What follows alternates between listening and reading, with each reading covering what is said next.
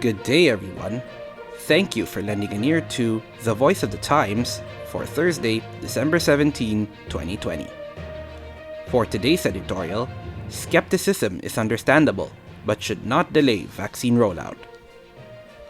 Concern about the safety of Chinese-made vaccines against COVID-19, as well as implied accusations of impropriety in the government's deals to obtain them, has grown among the public in recent days. While skepticism over new medicine is understandable and even prudent, particularly about one as important as a vaccine that could potentially end the COVID-19 pandemic, it should not be allowed to delay the process of obtaining the vaccine and distributing it to the public.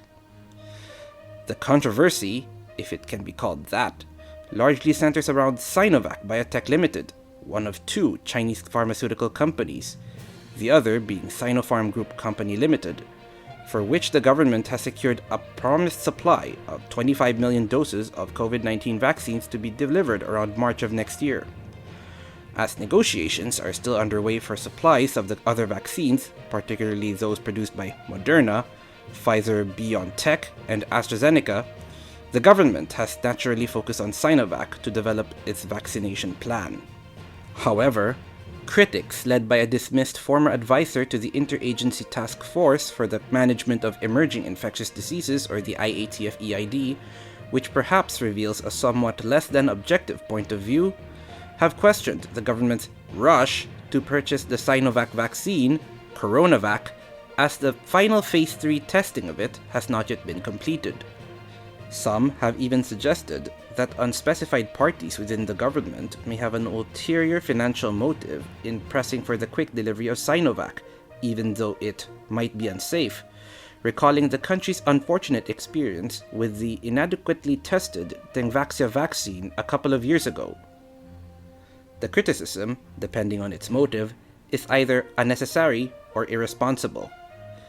If it is simply intended to impress upon the government the need to properly assess the safety and effectiveness of a vaccine before approving it for use, it is unnecessary. The government has already made it clear that the proper process will be followed before allowing distribution of any vaccine, even to the extent of rather churlishly issuing a public warning to Sinovac officials that any bribery or other attempts to shortcut the required procedures will not be tolerated. If, on the other hand, the criticism is meant as a political commentary on President Duterte's cooperative relationship with the Chinese government and an attempt to discredit the government's effort by playing on jingoistic fears and a misguided notion that anything produced in the West is somehow better, then the criticism is wholly irresponsible and should be censured with as much prejudice as it displays. While it is true that safety and effectiveness are not entirely assured until a full range of testing has been completed, there is at this point no justification for suggesting that the Sinovac and Sinopharm vaccines are not safe and effective. As of right now, both vaccines have performed well in testing.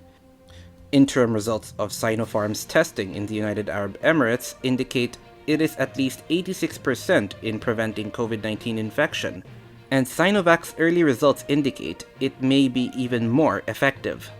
Sinovac itself has clarified its third-stage testing is ongoing and will be completed sometime next month. As the drug has performed well so far, there is an expectation the Phase 3 results will be good as well, but the proper process is being followed to ascertain that.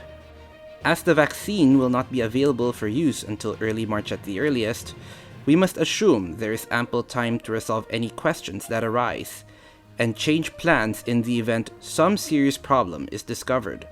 Securing a supply now of a vaccine that appears very likely to be effective is simply good planning on the government's part. After 9 months of this awful pandemic, we would think that any promising development that could mean an end to it would be encouraging, as the alternative to that is to choose to maintain the current miserable state of affairs. It is proper to ask questions and take whatever steps necessary to ensure the public's safety and upright government dealings, but trying to undermine the government's efforts without clear objective reasons for doing so is a disservice to everyone. And that's the editorial for Thursday, December 17, 2020. For more news and information, get a copy of the Manila Times on print, subscribe to its digital edition, or log on to www.manilatimes.net. Follow us on Twitter, Facebook, or Instagram, and listen to the voice of the Times.